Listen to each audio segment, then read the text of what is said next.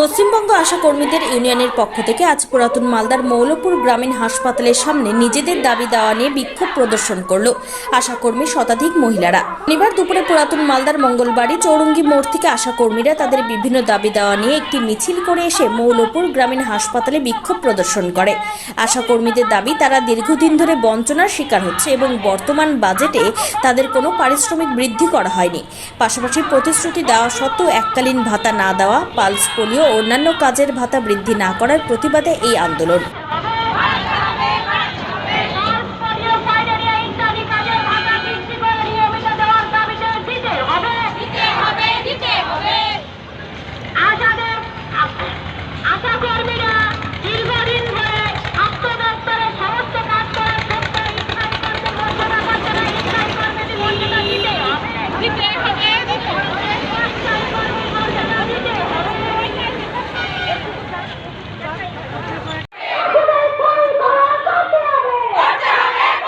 দাবি হচ্ছে, আমরা মা বাচ্চা নিয়ে কাজ করি, আমরা আশা ওয়ার্কার।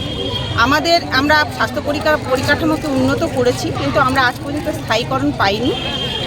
আমরা স্থায়ীকরণ চাই। আমাদের ন্যূনতম বেতন 26,000 টাকা আমরা দাবি রেখেছি। এই দাবি আমাদের মেটাতে হবে। আর আমরা ভাতা চাই না, আমরা কারো অনুদান চাই না। আমরা আমাদের যেটা উপযুক্ত সম্মান, সেই উপযুক্ত সম্মান আমরা চাই। আর হচ্ছে গিয়ে আগামী দিনে আমাদের এই দাবিগুলো না মানা হলে আগামীকাল 3 তারিখ থেকে 3রা মার্চ থেকে আমরা পালস পোলিও বয়কট করছি। এই বয়কটের মাধ্যমে আমাদের কর্মবিরতি চলবে যতদিন অবধি আমাদের দাবিগুলো মানা না হবে। না, কোনো সময় মতো আমাদের পারিশ্রমিক দেওয়া হয় না। কিভাবে দেয় আপনাদের? আমাদের ভেঙে ভেঙে দেয়। কোনো সময় 6 মাস পরে দিচ্ছে, কোনো সময় 1 বছর পরে দিচ্ছে। যেমন কোভিডে ডিউটি করেছিলাম, 1,000 টাকা করে পার মান্থ বরাদ্দ ছিল, সেই টাকার হিসেব আমরা আজও পাইনি।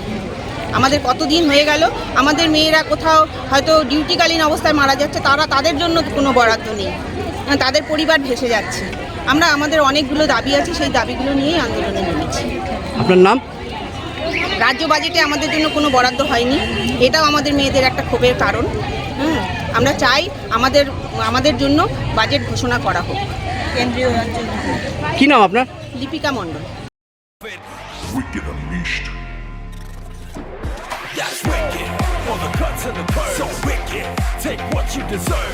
EBS Radar, unleash your wicked.